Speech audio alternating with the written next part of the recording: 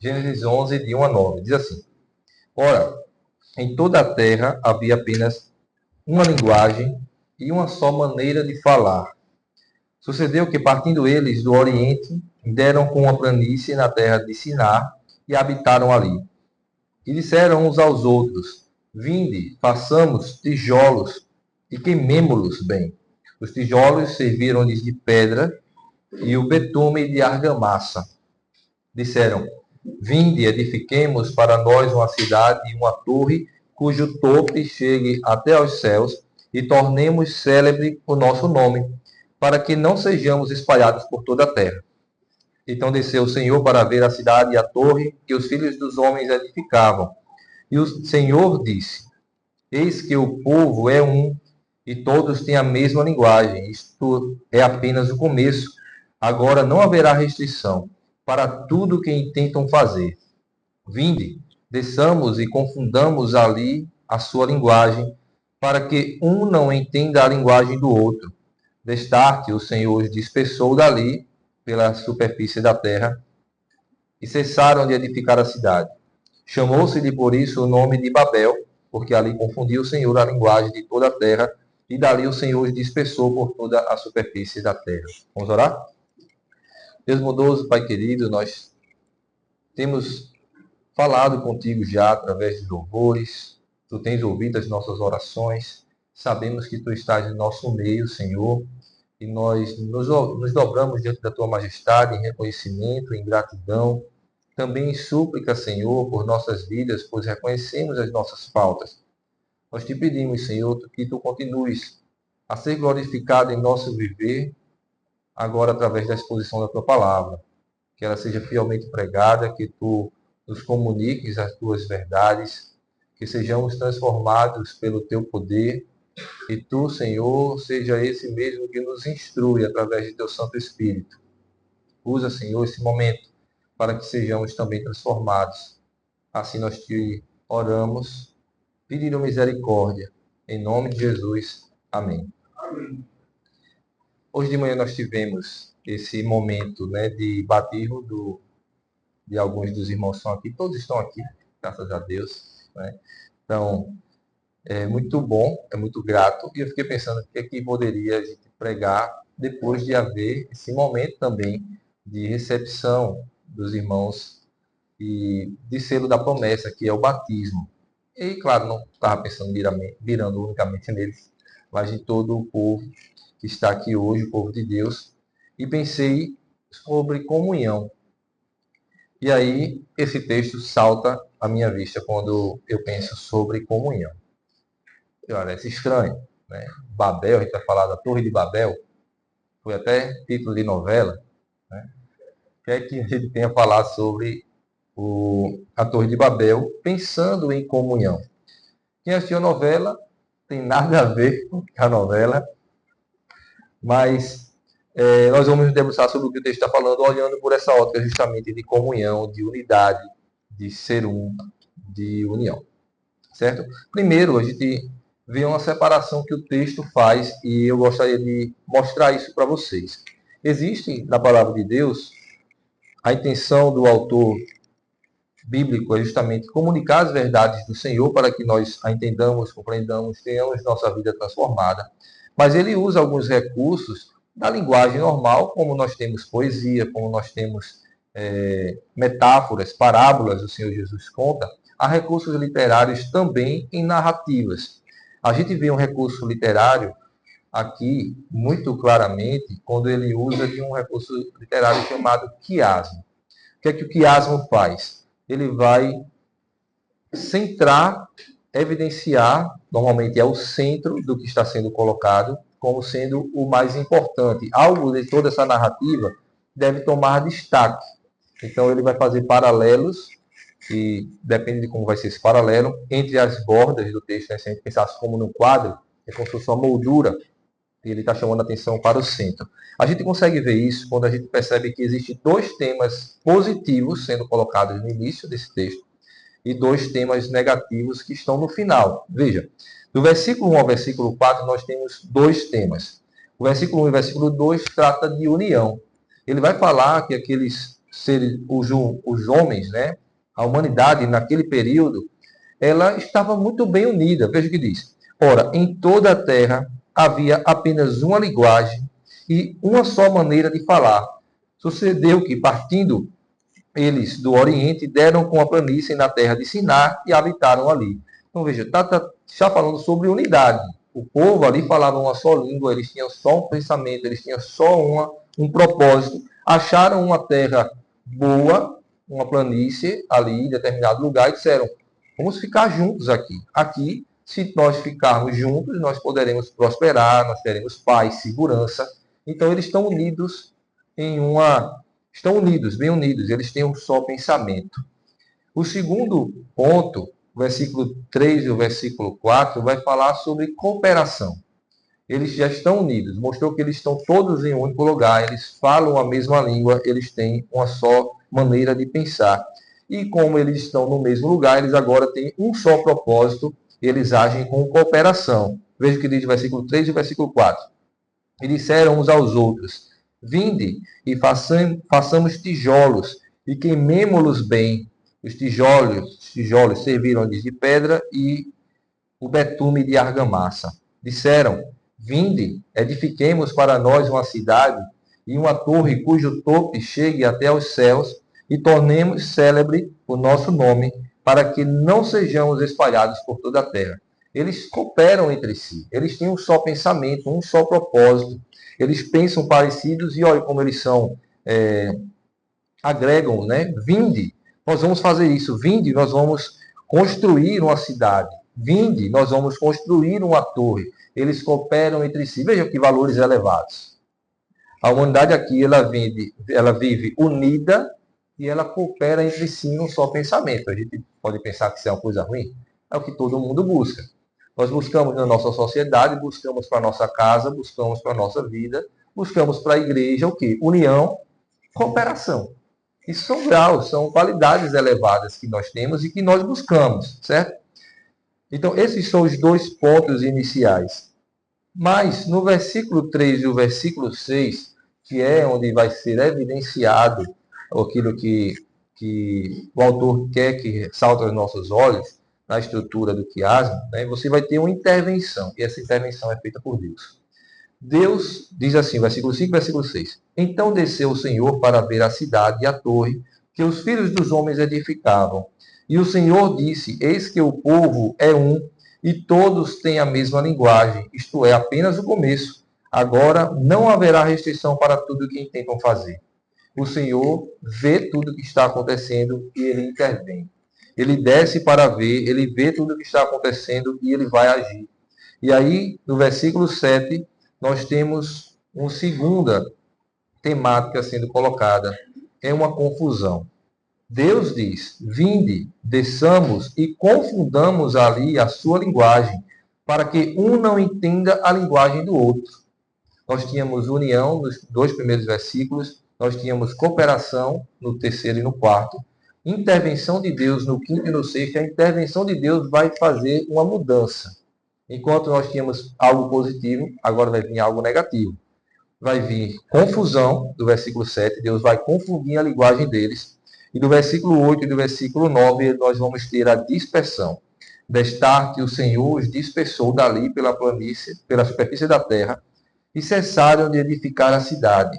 Chamou-se-lhe por isso o nome de Babel, porque ali confundiu o Senhor a linguagem de toda a terra, e dali o Senhor os dispersou por toda a superfície. Babel quer dizer justamente confusão.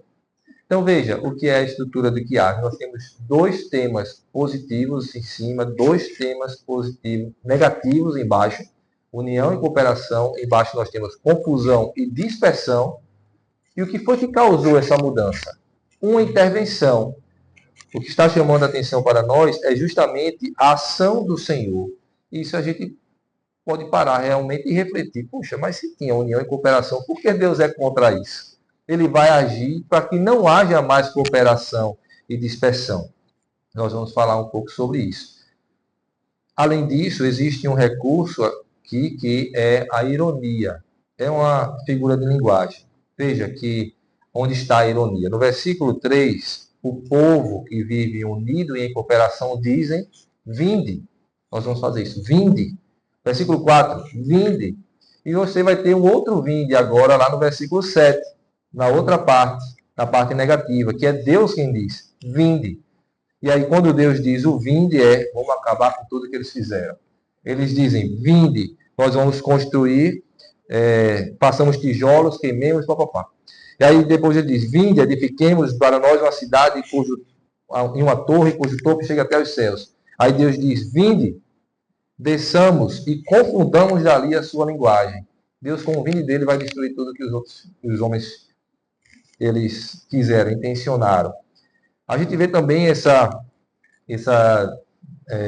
paralelo oposto, né, no sentido de ironia, quando os homens estão tentando chegar até o céu, no versículo 4 diz, cujo topo chega até os céus, então de baixo eles estão subindo para chegar até os céus, e quando Deus é apresentado, ele é apresentado como aquele que desce. Versículo 5, então, desceu o Senhor para ver a cidade e a torre. E no versículo 7, como eu disse, vinde, desçamos e confundamos. Perceba que os opostos estão sendo colocados aqui. E claro, para também mostrar com mais evidência, tudo é importante, mas com mais evidência destacar o versículo 5 e o versículo 6, que é onde Deus intervém. E aí entra a curiosidade. É intrigante, porque, como eu disse, nós temos valores elevados colocados pela sociedade daquele tempo. União e cooperação. E Deus vai intervir justamente para desfazer tudo isso. Deus deveria ser a favor disso daqui? Como é que pode? Bem, existe de fato um problema nesse tipo de união e nesse tipo de cooperação que está sendo colocado aqui. O primeiro desses problemas é porque eles estão sendo desobedientes à voz do Senhor. Antes de chegar nesse episódio, aliás, lá na criação, quando Deus criou o homem, o ser humano, lá em Gênesis, no capítulo 1, do versículo 28, Deus dá um mandamento a Adão e Eva. Ele diz, abençoou-os e diz, sede fecundos, multiplicai-vos e enchei a terra e sujeitai-a. Veja o que é que eles estão fazendo. Eles acham uma terra boa e dizem, nós vamos todos ficar aqui. E a intenção deles é justamente para que eles não sejam espalhados por toda a terra. É o que diz o versículo 4. Eles querem construir uma torre, vão fazer tijolos, vão fazer argamassa, vão construir uma cidade justamente para que eles não sejam espalhados por toda a terra. É contra o que Deus disse. Deus disse, enchei a terra. Eles dizem, vamos ficar no mesmo lugar e vamos fazer de tudo para que nós não saiamos daqui. No versículo... Mas aí a maldade da humanidade vai evoluir e Deus vai mandar o dilúvio. Depois do dilúvio, sobra quem? Apenas Noé e a sua família. E esse mesmo mandato de se espalhar por toda a terra, Deus vai dar novamente agora para Noé e sua família. Isso está lá em Gênesis 9, no versículo 1. Abençoou Deus a Noé e a seus filhos e lhes disse, sede fecundos, multiplicai-vos e enchei a terra. Ele disse a Adão, ele disse a Noé, estava dizendo para todos eles, encham a terra. Mas o que eles vão imaginar é, nós estaremos muito melhor se nós estivermos todos juntos no mesmo lugar. E você não pode condenar isso não, porque talvez se eu e você estivéssemos lá, a gente pensasse igual. Veja, é mais fácil que eu sair com minha família para um lugar onde eu não conheço e ali eu fazer, construir uma cidade, meus filhos gerarem filhos e filhos e filhos e filhos, e assim a gente povoar a terra, ou se todo mundo ficar junto no mesmo lugar. Se a gente ficar todo mundo no mesmo lugar, a gente pode ter segurança, os bichos vêm, a gente espanta, a gente pode, juntos ali, cooperar com o nosso meio de produção, trabalho, então há comércio, a segurança, a desenvolvimento, a paz. Então, logicamente, a gente poderia pensar que eles estão agindo bem, mas não é sobre lógica humana que nós estamos falando, mas sim sobre obediência à palavra de Deus e à voz do Senhor. Então, ainda que nosso pensamento humano possa parecer que um caminho é mais adequado, ainda assim, como crentes em Cristo, como servos de Deus, como filhos de Deus, feitos à sua imagem e semelhança, o que para nós é limitado é fazer a vontade de Deus. E nisso descobri que existe incrível sabedoria da parte do Senhor em nos dar a sua palavra, a sua vontade para que nós obedeçamos. Jeremias vai falar também sobre algo que está acontecendo aqui. Eles intentam subir aos céus. E lá, então, Deus é quem vai descer e ver o que está acontecendo. Jeremias fala sobre isso, sobre os planos de Deus serem mais altos e mais elevados do que os pensamentos humanos. E faz a comparação justamente com a chuva. Assim como a chuva é quem vem de cima e rega a terra, assim são os planos do Senhor para as nossas vidas. Não somos nós que subimos e dizemos a Deus como devem ser as coisas, ou como o meu pensamento, a minha lógica, algo que eu estou imaginando, pode ser uma sugestão para Deus. É o contrário que acontece. É Ele que sabe o que é melhor para mim e eu simplesmente me rendo à sua vontade. Então nós temos isso daqui colocado como sendo um grande problema, porque o povo está unido e está cooperando-se mutuamente, mas essa unidade, ela provém de desobediência. E tudo que vem de desobediência, por mais que pareça ser algo bom, na verdade é simplesmente uma fantasia de que há união de fato. Quando nós pensamos que há união e cooperação aqui, pense que essa união, essa cooperação é fruto de uma mentira. Porque Deus é quem é verdade, Jesus é a verdade, tudo que não vem de sua palavra, então, está contra. Se não é verdade, só pode ser mentira. A verdade só tem um caminho. E essa união, então, que eles estavam, na verdade, era uma união fantasiosa. A palavra de Deus fala sobre como Deus lida com a união errada ou a desunião. Lá em Provérbios, no capítulo 6, versículo 16, de 16 a 19, Provérbios 6, de 16 a 19, nós somos apresentados a algo do caráter de Deus que amplia nossa percepção sobre quem Ele é e sobre o que lhe agrada e não lhe agrada. Provérbios 6, de 16 ao 19.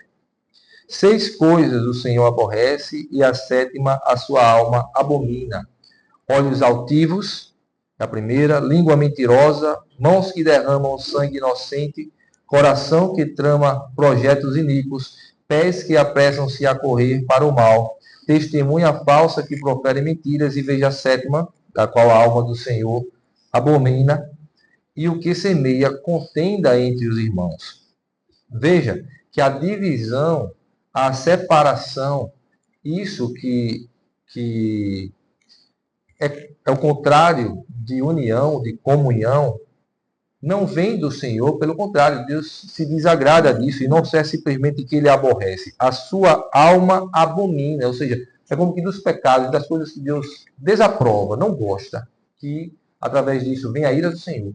Existe algo que ainda o enfurece mais. É justamente quem semeia contendas entre os irmãos. O Senhor Jesus, em certo momento, foi acusado de expulsar os demônios em nome do maioral dos demônios, Beelzebul. E Jesus vai dizer: um reino dividido em si mesmo não pode subsistir.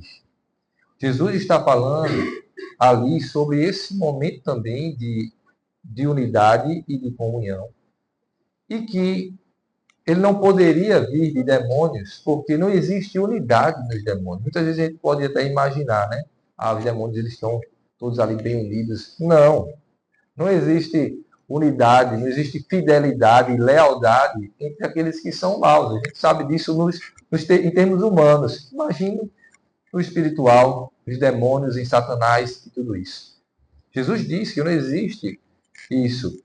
Eles não são fiéis entre si, não existe unidade entre eles.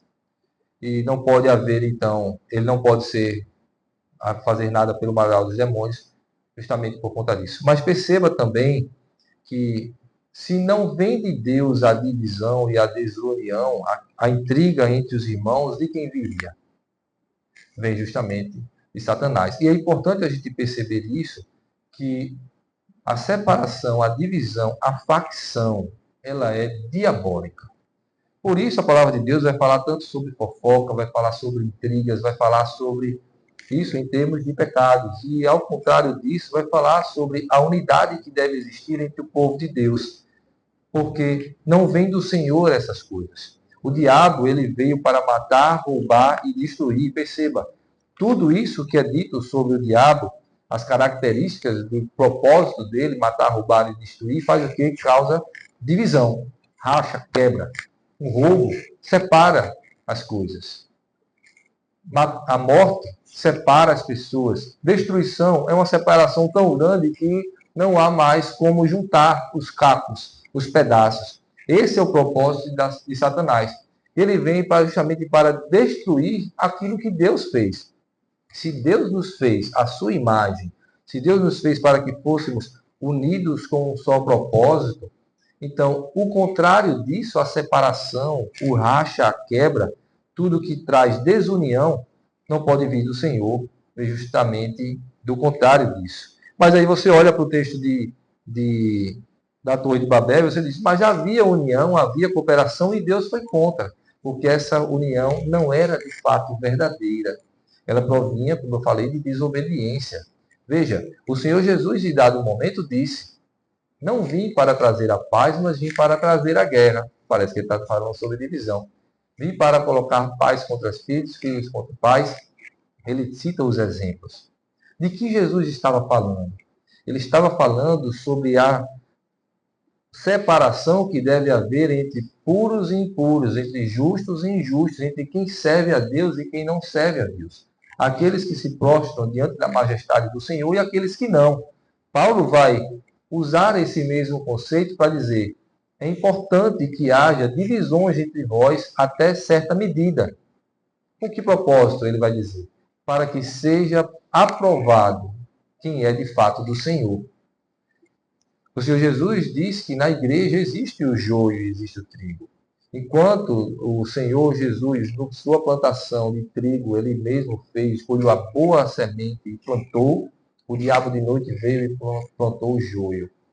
E é importante que haja esse tipo de separação, Paulo vai dizer, para que possa se diferenciar-se quem é joio e quem é trigo. Pelos frutos nós conhecemos as árvores, assim o Senhor Jesus vai nos ensinar. Para que haja união entre o seu povo. E precisamos entender que união de fato só existe se vier de Deus. Veja, a palavra para união na Bíblia, a mais conhecida, né, é koinonia. Talvez vocês já tenham ouvido falar sobre isso. É uma palavra grega que quer dizer pessoas que têm a mesma linguagem e agem no único propósito. Ironicamente, parece que é exatamente o que está acontecendo aqui. Eles têm a mesma linguagem e agem num só propósito lá em Babel. Mas, ainda assim, a gente sabe que é diferente porque, por conta da desobediência, e nós vamos ver também que é fruto de vaidade tudo que está sendo colocado aqui. Mas perceba que o contrário disso é muito elevado e esse conceito se torna muito pequeno quando nós entendemos o que é koinonia, o que é comunhão aos olhos de Deus. Abra comigo lá em Efésios, no capítulo 4, do versículo 4 ao versículo 9, ao versículo 6. Efésios 4, de 4 a 6.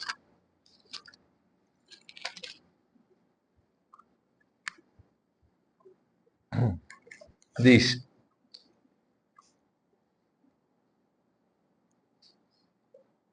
eu vou ler do 1, tá? Do 1 a 6. Do 4 a 6 fica o texto mais evidente, mas a partir do versículo 1 ele já começa a falar sobre isso. Rogo-vos, pois eu, prisioneiro do Senhor, que andeis de modo digno da vocação que foste chamados, com toda a humildade e mansidão, com longanimidade, suportando-vos uns aos outros em amor. Veja como ele começa. Suporte uns aos outros em amor. E essa palavra suportar, quando eu digo que eu suporto fulano, a gente tem como sendo algo muito negativo, né? É como que a pessoa é um saco e eu tenho que aguentar. É como que o suportar é um fardo.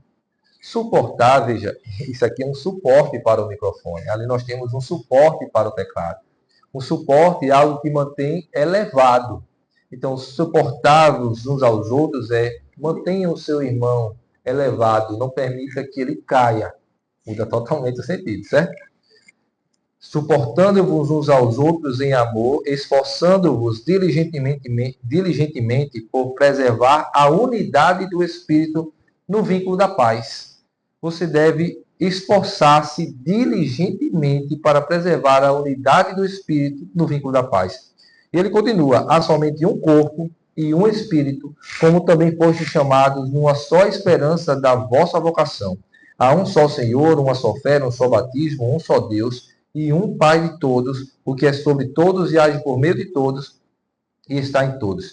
Perceba, quando nós falamos sobre unidade, sobre comunhão, sobre união, muitas vezes a gente imagina que são pessoas diferentes que estão unidas no só propósito. Esse é o sentido para a koinonia, é o sentido também para a comunhão, certo? Mas isso aqui é muito maior, porque ele não está falando de coisas diferentes. Ele está falando de coisas que são iguais. Nós olhamos para, muitas vezes, né, nós nos olhamos entre si como se fôssemos pessoas diferentes e nós estamos aqui no único objetivo de louvar ao Senhor. Mas a palavra diz que agora há um só corpo. Então não existe o outro. Só existe eu, e eu sou o outro, e o outro sou eu também. Só existe um Espírito. Então, seja a matéria, ou seja o invisível, o espiritual, só existe um. Nós somos chamados numa só vocação. Existe um só Senhor, só existe uma fé, não existe a minha fé, não existe a sua fé. É uma só fé. Deus olha para o seu povo como sendo um único indivíduo. E aí sim, nós precisamos progredir na fé, mas não no fato de meu irmão tem uma fé fraca e eu tenho uma fé forte. Porque o Senhor olha para nós como um único corpo. É só um indivíduo. Então nós devemos crescer na nossa fé de maneira unida também, num só propósito. Temos um só batismo. Não existem vários batismos, é um só batismo.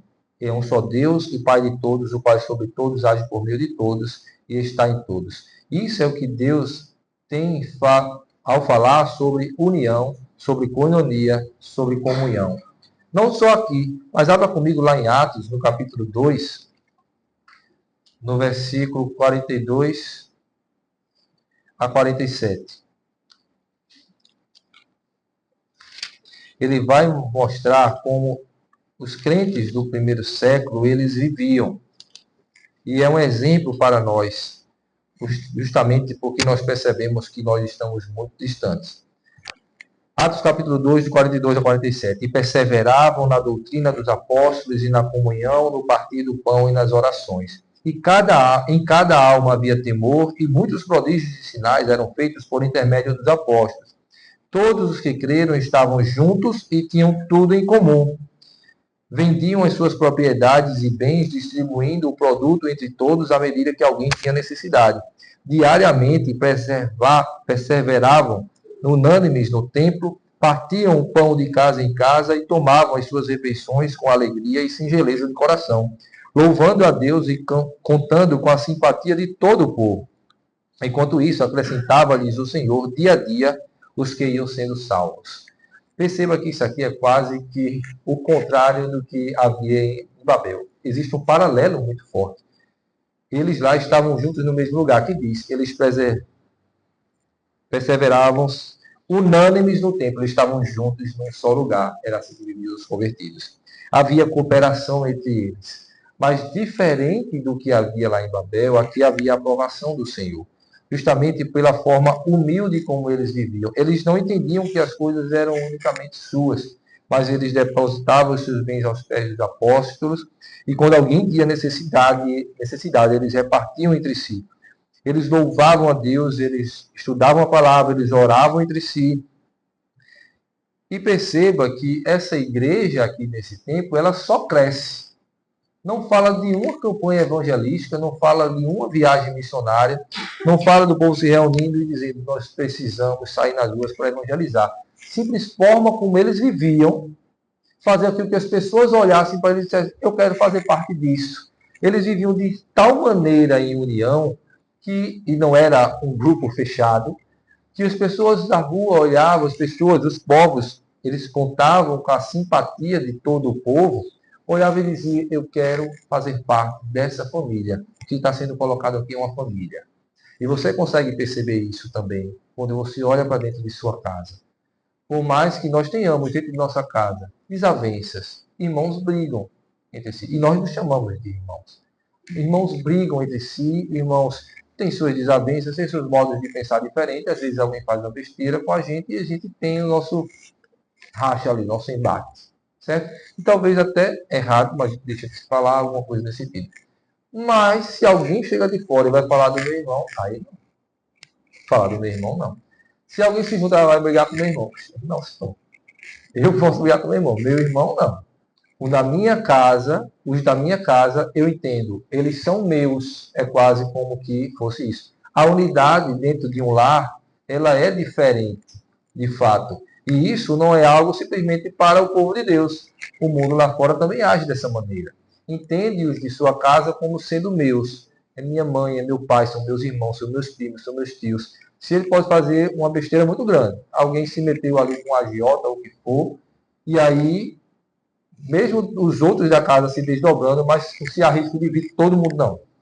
Faz uma cotinha todo mundo e vamos pagar, porque esse danado fez a coisa errada, mas não vai morrer nas mãos, nem apanhar, nem com a perna no braço quebrado, alguma coisa desse sentido. Nós nos protegemos, porque entendemos que nós somos irmãos. Entendemos que somos assim. Isso acontece dentro de casa. Mas isso também deve acontecer na igreja. Eu entender que eu e você, nós somos irmãos. E você pode fazer algo errado, eu posso fazer algo errado, e eu devo tratar você com amor e não escantear e deixar com que você tome seu rumo e eu vou seguir um caminho diferente. Mas entender que eu posso, como irmão, confrontar você e dizer: por que tu andasse por aqui? Por que tu fizesse isso? Buscando o bem e o melhor para você. E você é a mesma coisa comigo. É dessa maneira que Paulo e Pedro vão ter um embate. Paulo vai dizer que Pedro se tornou reprovável em determinado momento, e Pedro, quando escreve, ele também diz que se tornou reprovável, e Paulo, ele reclama com Pedro na frente de todo mundo. E Pedro reconhece isso. São irmãos, não houve assim uma grande separação entre Pedro e Paulo, a Bíblia não fala que agora eles ficaram sem se falar, eles ficaram ali chateados um com o outro, e criou duas igrejas. Não. Eles são o único povo, nossa fé, nosso batismo, entendem tudo isso. Um aceita que deveria realmente ter sido confrontado e apontado por conta do seu erro, e o outro se sentiu em todo direito e liberdade de fazer isso, porque eles se entendem como irmãos. A gente age dessa maneira com aqueles de nossa casa, mas é muito difícil olhar para o nosso irmão da igreja como sendo assim, não é verdade? Se, na verdade, nós olhássemos nossos irmãos da igreja como nós os chamamos de irmãos, você perceber que seria muita coisa diferente. A gente não estava falando mal de um, a gente não estava virando a cara para o outro, a gente não estava com um determinado tipo de divisãozinha que muitas vezes acontece, justamente porque nós não temos esse mesmo sentimento. Mas devemos imaginar e pensar que é assim que deve viver o povo de Deus. Vamos ver ainda lá o que diz Filipenses, no capítulo 2, do versículo 2 ao versículo 5.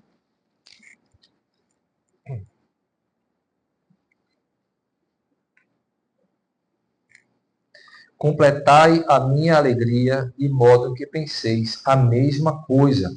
Tenhais o mesmo amor, sejais unidos de alma, tendo o mesmo sentimento. Nada façais por partidarismo ou vanglória, mas por humildade, considerando cada um os outros superiores a si mesmos. Não tenha cada um em vista o que é propriamente seu, senão também cada qual o que é dos outros. Percebe? Quando a gente fala sobre unidade, muitas vezes imaginamos que são pessoas diferentes unidas no só propósito. Como que unidade fosse o respeito que eu devo ter às diferenças. A gente costuma olhar mais para as diferenças do que as coisas que trazem, de fato, união. Mas o que está sendo colocado é que nós devemos ter o mesmo pensamento e o mesmo sentimento. Como pode? Como pode? Nós sermos unidos de alma, termos o mesmo amor e pensar a mesma coisa. Não fazer nada por partidarismo, porque eu gosto mais de fulano, eu tenho mais afinidade com Beltrano. Nós temos aqui afinidades, mas pelo contrário, agir com humildade, considerando os outros superiores a nós mesmos. Perceba que Cristo fez isso por nós. E ninguém aqui, eu acho, ousaria dizer que nós somos superiores a Jesus. Mas Cristo se humilhou de tal maneira que ele deixou a sua glória, veio aqui, viveu entre nós, viveu de maneira humilde, sofreu o que sofreu, morreu no nosso lugar. Por que alguém daria a sua vida por outra pessoa, se não fosse por considerar aquele outro superior a si mesmo? Veja, não estou dizendo que Deus, que Jesus, que é Deus, ele é inferior a nós mesmos. Mas ele, em sua humildade, ensino de humildade, ele nos ensinou a amar a ponto de dar a própria vida. Ele diz isso quanto ao marido, à esposa, que o marido deve dar a sua vida por sua esposa. Nós entendemos isso muito facilmente quando nós temos filhos, e nós daríamos facilmente nossa vida para nossos filhos. Né? Pela esposa, talvez seja um pouco difícil. Estou brincando. Mas a gente entende o que a palavra está dizendo. Né? Mas quando nós chegamos a pensar que você, um do lado do outro, dar a vida pelo seu irmão, aí não. Posso até por alguém de minha casa, posso ter um amigo muito chegado ali, como uma amizade tipo de Jonas e Davi, e dar a vida um pelo outro. Mas por outros irmãos, e Jesus nos disse que nós devemos amar uns aos outros com o mesmo amor que ele nos amou. Nós devemos amar os outros como a nós mesmos. Mas Jesus coloca ainda mais elevado. Um novo mandamento vos dou, ameis uns aos outros como eu os amei. E como foi que Cristo me amou? Ele deu a sua vida por mim.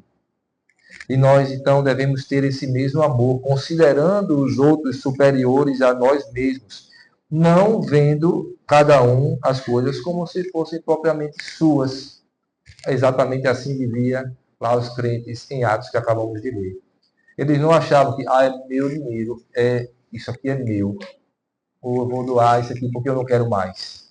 Mas se eu vejo um irmão tendo necessidade e eu tenho condições, o que é meu é dele, e eu simplesmente cedo. Não tenho como se algo fosse meramente meu, mas tudo que Deus me deu, eu posso repartir. Então, também é do meu irmão. Isso é o que acontece, esse é a definição do que a Bíblia coloca como coinonia, como viver em união, e perceba que só o que nós temos aqui, até aqui já é muito maior do que nós imaginamos do que seja. Porque nós focamos nas diferenças e dizemos que as diferenças devem ser respeitadas, enquanto a Bíblia diz, anule as diferenças, porque vocês têm muito mais em comum do que as diferenças. Vocês têm o mesmo Deus, vocês têm um só Espírito, agora é um só corpo. Cristo morreu para que nós tenhamos isso.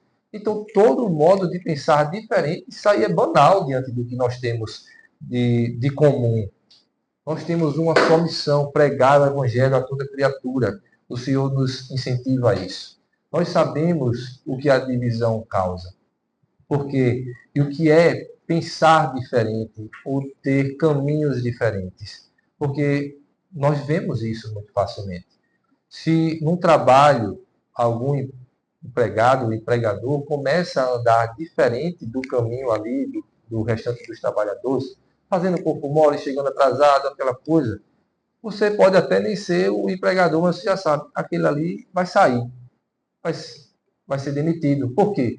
Não está alinhado, não está no só propósito, não está pensando igual a empresa, o comércio, onde quer que eu esteja colocando. Amizades são assim, você pode ter crescido com alguém a vida inteira e vocês são melhores amigos. Quando um começa a tomar um rumo diferente, e você percebe que isso pode até não estar me afetando diretamente, mas você diz, chega um momento que você diz, precisa parar, não dá mais para eu andar com fulano. Quando não há um único sentimento, um único pensamento, há divisão. Casamentos também são assim. Quando não há mais o diálogo, uma só palavra, quando não há mais um único pensamento, um único sentimento, um único propósito, começa a haver rixa entre o casal, eles não andam mais no mesmo caminho, o que vai acontecer é o divórcio. Isso acontece também com a sociedade, qualquer coisa que você possa imaginar, e no sentido humano, e longe dos caminhos do Senhor, são coisas suscetíveis justamente ao erro e à quebra. E a palavra de Deus fala o que sobre isso? Paulo vai dizer a Síntoque e a Evódia. Diz a Síntoque e a Evódia que pensem concordemente, que tenham o mesmo pensamento. A Bíblia não diz qual era o problema entre elas. Certamente, se fosse algo pecaminoso que cada uma estivesse tomando ali, Paulo iria reclamar do pecado delas. Talvez, eu imagino, que elas tinham pensamentos diferentes com um propósito positivo. Elas miravam no mesmo alvo, a glória de Deus, pregação do Evangelho, alguma coisa, mas elas discordavam na forma como aquilo deveria acontecer.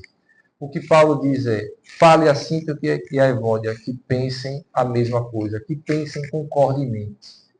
Porque certamente cada uma criou a sua facção, talvez ali não intencional, mas pessoas começaram a seguir Síntoque, pessoas começaram a seguir Evódia, e esse tipo de divisão não agrada ao Senhor.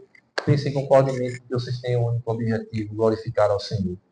A palavra fala sobre exortação, sobre aconselhamento mútuo. Nós podemos chegar ao nosso irmão e exortá-lo, nós podemos chegar ao nosso irmão e aconselhá-lo. Ela fala sobre admoestação, nós podemos dar um carão no nosso irmão justamente por conta de seus erros. A Bíblia fala sobre disciplina, a Bíblia fala sobre fortalecimento da fé e nós nos fortalecemos mutuamente. A Bíblia fala sobre chorai com os que choram, alegrai-vos com os que se alegram. A Bíblia diz, orai uns pelos outros, diz, confessai os vossos pecados uns aos outros. Veja, o nível de intimidade que você deve ter com o seu irmão em Cristo, a ponto de você dizer, meu irmão, eu estou sendo tentado nessa área, eu não consigo lidar com esse pecado. Isso é mais forte do que eu. Me ajude. E você ter a confiança de fato que o irmão não vai nem lhe escantear, nem fofocar de você, mas de fato das mãos a você em oração e quem sabe lhe dar algum caminho de ajuda de fato, através da palavra ou através de algum recurso, ou ainda, se nada puder fazer, mas dizer, eu assumo essa briga espiritualmente com você e estarei orando por você diariamente. Esse é o nível de intimidade que nós devemos ter. E falar, de fato, a mesma língua. A palavra diz, falarmos entre nós com salmos, hinos e cânticos espirituais. Perceba que esse tipo de comunhão que a palavra de Deus exige de nós é muito além de amizade, é muito além do que torcer pelo mesmo time, ter gostos parecidos, afinidade ali de determinada maneira. Está falando sobre, de fato, ser uma única pessoa. Diversos, mas que foram transformados em um único ser. É por isso que nós chamamos esse momento de comunhão. A Santa Comunhão, quando nós tratamos da Santa Ceia. Nesse momento de Santa Ceia que nós vamos ter já, todo mundo vai estar num pensamento, tanto em sua mente, quanto em seu coração, de fé, em pensar mais especificamente sobre o sacrifício de Cristo Jesus. Claro que tudo que nós estivemos fazendo aqui, entoando louvores, orando, lendo a palavra, nesse momento também de exposição da palavra, estamos no único pensamento. Mas aqui nós nos rendemos a um momento específico da crucificação de Jesus Cristo. Imaginamos que aquele deveria ser o meu e o seu lugar. Que aquele castigo, aquela dor que Jesus sofreu, fisicamente e espiritualmente, deveria ser a mim. E eu me aproprio da graça que Cristo estende a nós e posso então participar fisicamente, sendo alimentado fisicamente e também espiritualmente. Claro que aquele pedaço de pão não vai nos alimentar e matar a nossa fome, mas representa algo que é pleno, tanto algo físico está sendo colocado no seu corpo, e como também algo espiritual, a sua fé está sendo acrescida. Justamente para nos dar a entender que nem só de pão vive o homem. Esse momento de comunhão, esse momento de Santa Ceia é chamado de comunhão também por conta disso. Porque nós estamos num único pensamento, numa única fé, obedecendo unicamente o mandado do Senhor de repetir esse ato até que ele venha. E também renovando a nossa fé e a grande esperança que ele disse que voltará para levar a sua igreja. Essa é a comunhão. entendendo também que essa comunhão não pode existir se não for em Cristo Jesus. Abra comigo lá em Isaías, no capítulo 2.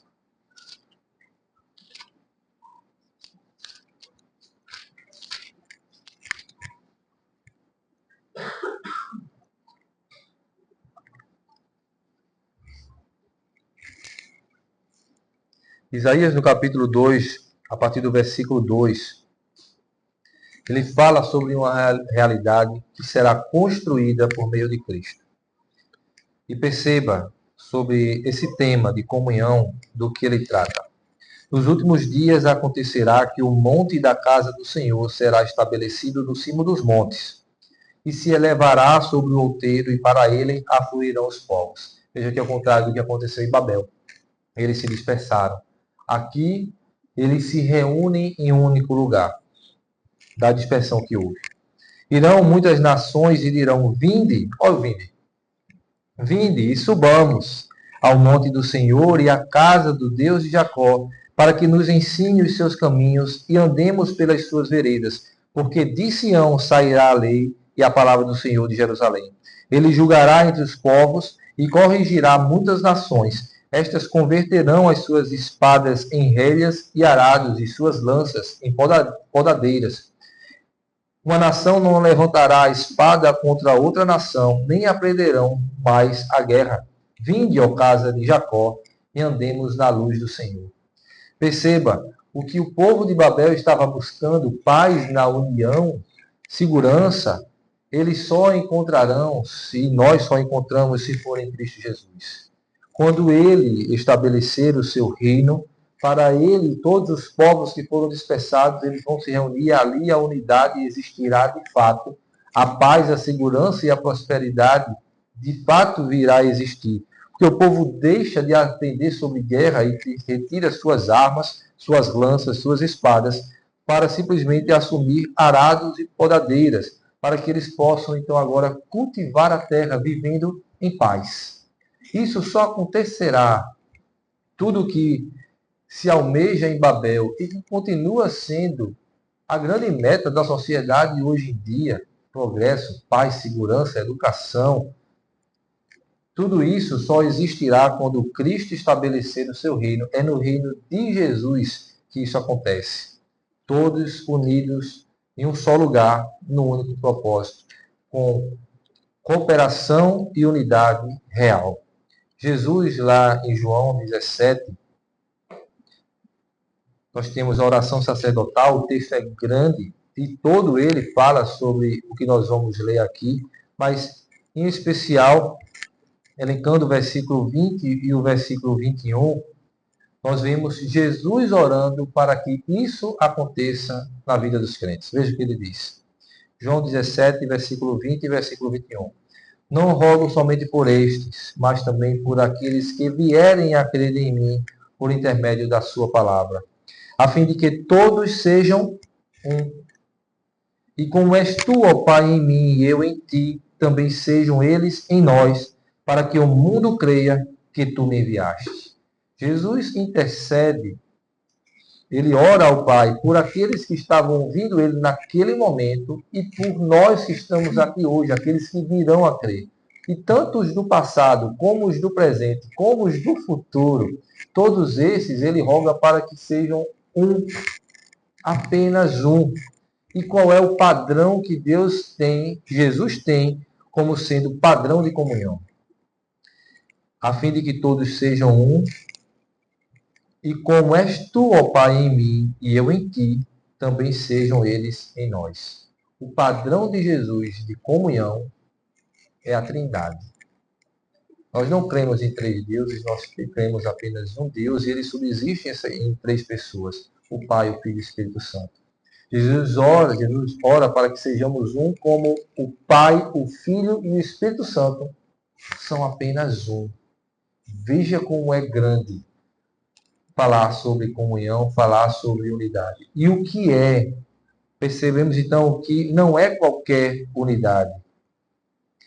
Não é uma unidade fruto de fechar os olhos para o erro, não é uma unidade vinda de omissão. eu esqueço os erros dos outros, esqueço os erros de meus irmãos, para que eu possa viver abraçado com ele, ou vivendo de maneira mentirosa e falsa. Isso não é unidade. E a unidade que existia em Babel, ela era fruto de vaidade.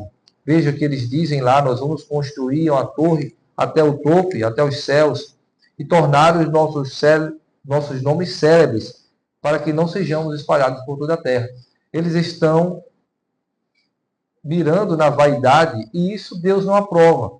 Não demoraria muito para que cada um quisesse ter o seu nome maior do que o do outro, e eles começassem a brigar entre si.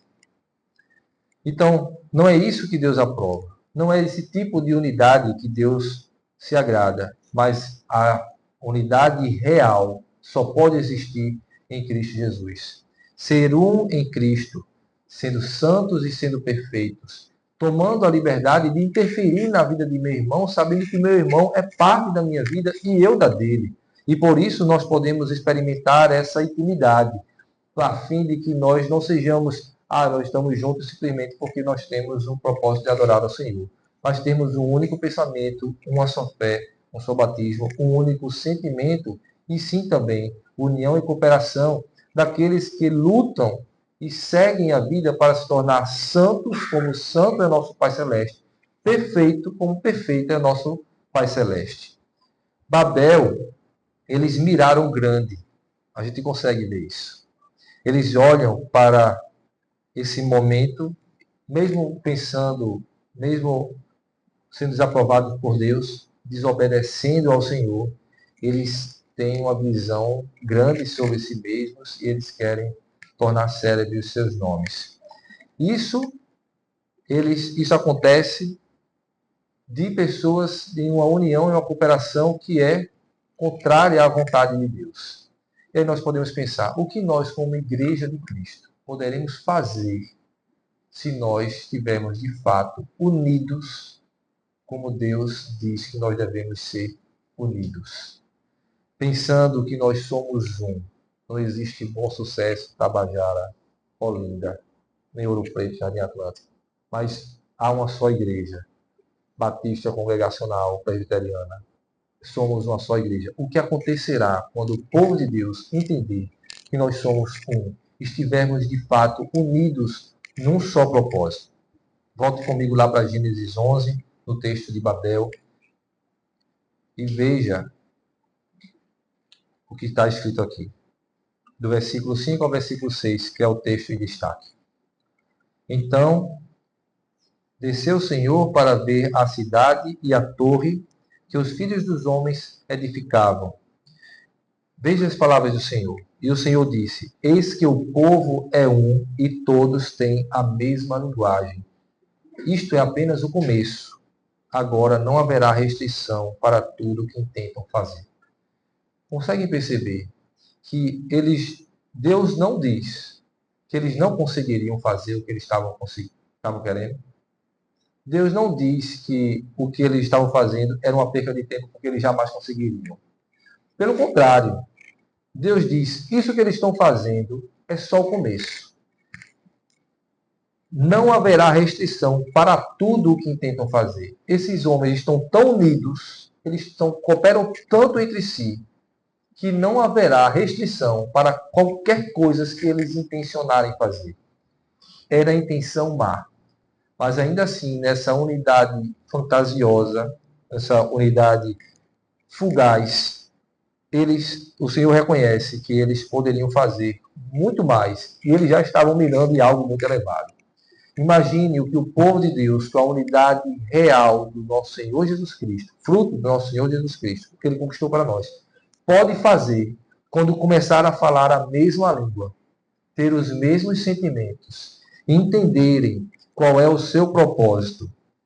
Certamente, o testemunho será o mesmo. Não haverá restrições para tudo que o povo de Deus resolver fazer.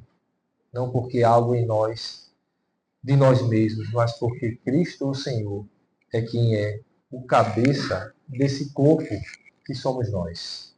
Somos parte do mesmo corpo, somos apenas membros desse corpo, onde Cristo é o cabeça. Há limite para o poder de Deus?